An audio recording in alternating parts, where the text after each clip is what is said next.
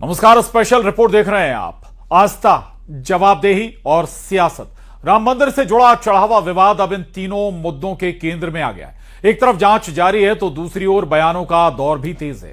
कांग्रेस ने जहां SIT report सार्वजनिक करने, राम मंदिर ट्रस्ट को भंग करने और चढ़ावे का ऑडिट कराने की मांग की, वहीं अयोध्या मार्च से पहले कांग्रेस नेताओं को पुलिस ने हाउस अरेस्ट कर लिया। अलग अलग राजनीतिक प्रतिक्रियाओं के बीच बागेश्वर धाम के पीठाधीश्वर धीरेन्द्र कृष्ण शास्त्री ने भी बड़ा बयान दिया है। उन्होंने घटना को श्रद्धालुओं की आस्था से जुड़ा बताते हुए मंदिर सेवा प्रबंधन की जिम्मेदारी संत परंपरा से जुड़े लोगों को सौंपने की मांग की है। यह रिपोर्ट देखिए।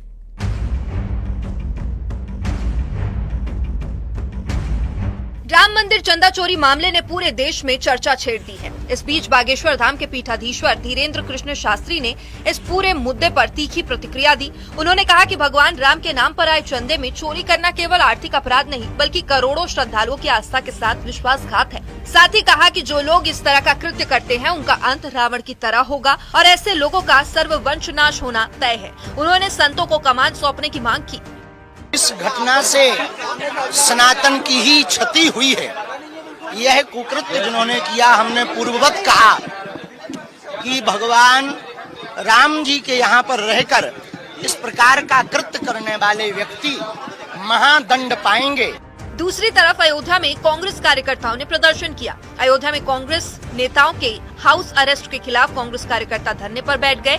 कांग्रेस के विधायक और सांसद अयोध्या के राम मंदिर में दर्शन करने वाले थे। अयोध्या मार्च का प्लान था। उससे पहले पुलिस ने अजय राय समेत कांग्रेस के कई नेताओं को हाउस अरेस्ट कर लिया। हम लोगों को कल रात से ही हमारे साथियों को हमें हाउस अरेस्ट किया गया। होटल में, एक होटल है यहाँ का पद्मश्री, उसमें किया गया था। क्योंकि मैं कल ही आ गया तो मैं जानता था कि सरकार की मंशा ठीक नहीं है, सरकार हमें रोकेगी। और फिर रात को पुलिस वहां पहुंचकर लगभग 11:30 बजे हमें वहां से जबरदस्ती गिरफ्तार करके आचार्य नरेंद्र देव कृषि विश्वविद्यालय के गेस्ट हाउस में लाके रखा गया है। वहीं कांग्रेस के आरोपों पर सीएम योगी और विश्व हिंदू परिषद ने पलटवार किया है। सीएम योगी आदित्यनाथ ने कहा, जिस कांग्रेस ने अस्तित्व को नकारा था, वो आज आस्था के झुके हैं। चिड़ तो है कि अयोध्या इतनी सुंदर कैसे हो गई। उनकी चिड़ तो ये है काशी विश्वनाथ धाम इतना सुंदर कैसे हो गया।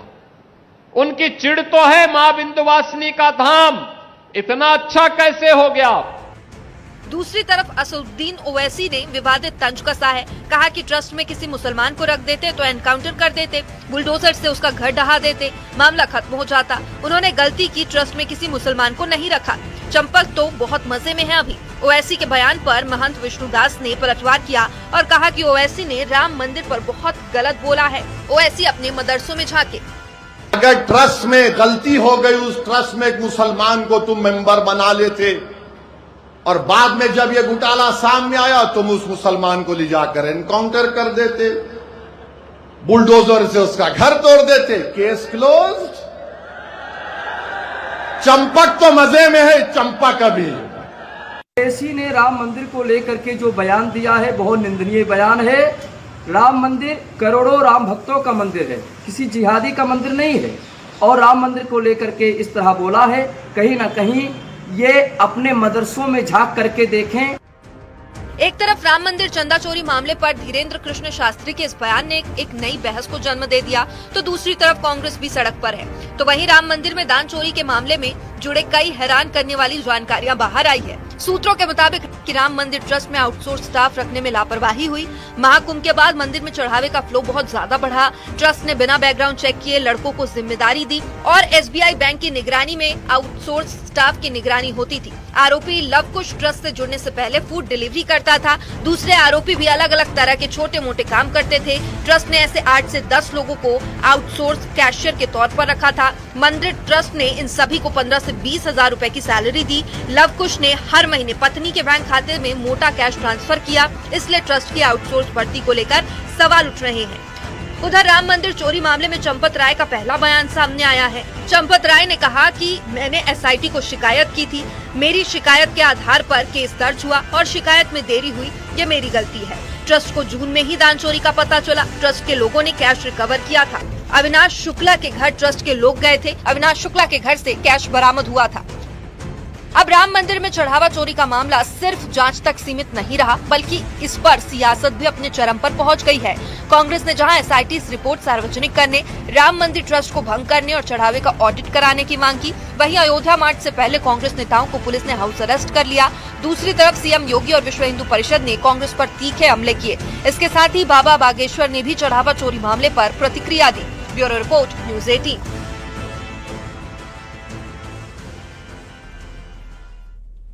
तो चंदा चोरी या कहें कि जो दान आए हुए पैसे की चोरी को लेकर अब सियासत भी लगातार हो रही है। हमारे साथ बात करने के लिए रमाकांत दुबे जुड़ गए इस पर।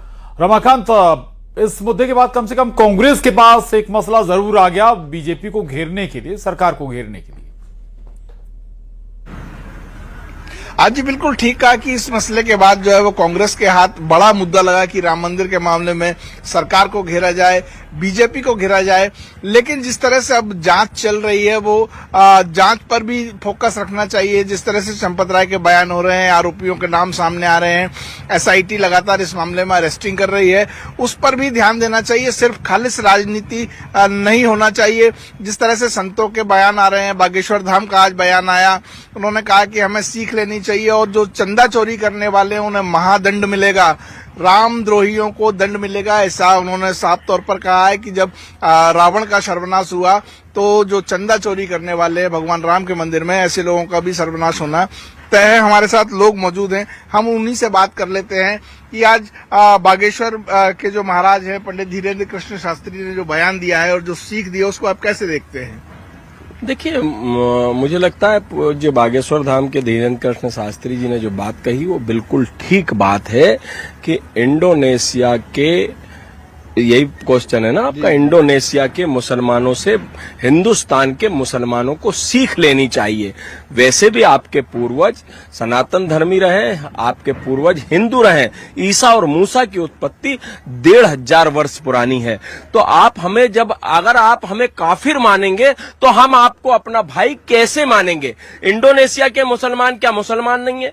वो क्या पैगंबर को नहीं मानते? वो क्या 5 वक्त के नमाजी नहीं है? वो क्या काबा नहीं जाते? वो क्या हज करने नहीं जाते? वो सब करने जाते हैं, लेकिन वो अपना प्रतिद्वंदी या हमें हिंदुओं को काफिर नहीं समझते। ये सीख उनको लेनी चाहिए, ये सीख लेनी चाहिए। लेकिन जहां तक राम मंदिर में चंदा चोरी का मामला है, सारे आरोपी जो है उसमें हिंदू समझ में आ रहे हैं, यादव समाज से समझ में आ रहे हैं, ब्राह्मण समाज से समझ में आ रहे हैं। चंपत राय खुद उसके अध्यक्ष हुआ करते थे। एसआईटी की जांच है, कैसे देखते हैं इस पूरे मामले? पहली बात तो आरोपियों की कोई जात नहीं होती, आतंकवादियों की कोई जात नहीं होती है। अगर जो आरोपी पकड़ा है तो उसकी जांच हो रही है और जो भी अगर आरोपी निकलेंगे उनको गिरफ्तार करके एसआईटी अपना काम कर ही रही है। ये है कि जो भी अगर जिसने करा है, चोरी करी है, तो ऊपर वाले के ऊपर देर है अंधेर नहीं है, वो ऊपर वाला जो है सबको दंड देगा, ऊपर वाला दंड देगा। लेकिन इस पे राजनीति भी खासी हो रही है। कांग्रेस को मौका मिल गया कि भाजपा को घेरने का, कि देखो आपने मंदिर बनाया, मंदिर के नाम पर चंदा चोरी। आज के देश में अगर आप देखेंगे तो सबसे ज्यादा करप्शन कांग्रेस ने ही किया है। और छोटी सी बात है कि हम अगर पंडित की बात है तो उनको दंड मिलेगा, जिन्होंने किया है उन्हें दंड मिलेगा। लेकिन राजनीति भी इस पर भरपूर हो रही है, इसको लेकर आप क्या कहना चाहिए? देखिए, अगर राजनीति हो रही है तो कांग्रेस से हम हिंदू उत्सव समिति ये मांग करती है कि आप कृष्ण जन्मभूमि पर मंदिर का जो मार्ग को प्रशस्त करें। सारा हिंदू समाज पलक पावड़े बिछाकर आपका स्वागत करेगा, लेकिन आपको तुष्टिकरण की नीति अपनानी है। आज राम मंदिर का मामला हुआ है तो राम मंदिर बनाने में तो सारे अड़ंगे आपने लगाए। चंदा चोरी जिनने किया है उनको दंड मिलेगा, उन पे पुलिस कार्रवाई होगी, उन पे एफआईआर हो रही है, उनको निष्कासन हो रहा है, गिरफ्तारियां हो रही है, छापे पड़ रहे हैं और दूध का दूध पानी का पानी होगा। अगर न्यायालय पे भरोसा है तो न्यायालय से पहले हमको भगवान राम पर भरोसा है जो साक्षात विराजमान है। भगवान राम पर भरोसा है, कांग्रेस को भी भरोसा हुआ भगवान राम पर। तो वो तो आरोप लगा रहे हैं कि चंदा चोरी को आप कितना बड़ा पाप मानते हैं, ये बताइए सीधी। चंदा चोरी तो मंदिर से करना बहुत गलत बात है और जो कि नहीं करना चाहिए। जिनने किया उनको सजा मिलनी चाहिए, मेरे हिसाब से तो यही माना जाता है। कानून सजा देगा, भगवान सजा देगा, सब तरफ से सजा मिल रही है। बावजूद इसके नाम क्लियर नहीं हो पा रहे हैं अभी तक, आखिर किसने कितना चुराया।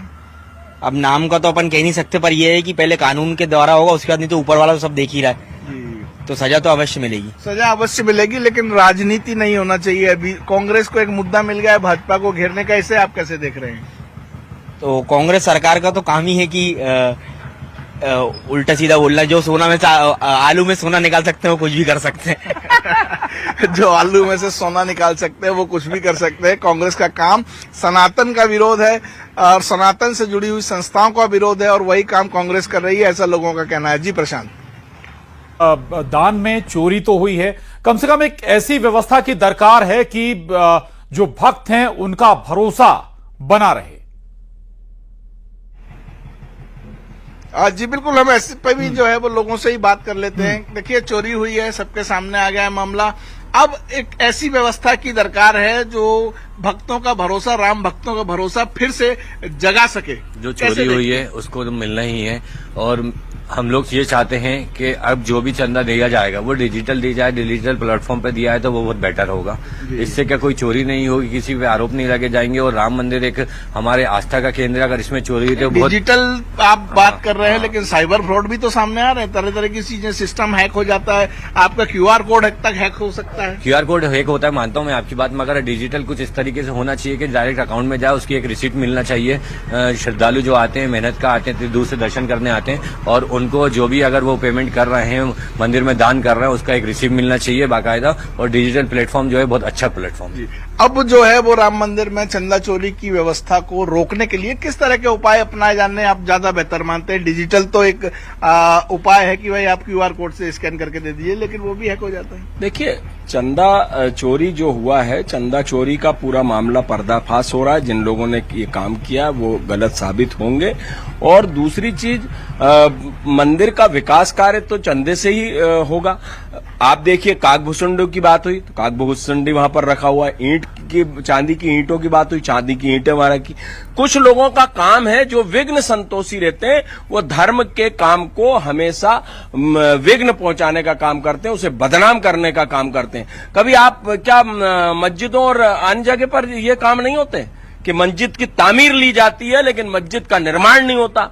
लेकिन समाज में फर्क है। जयचंद और मानसिंह हिंदुस्तान में पैदा हुए थे, बाहर से नहीं आए थे।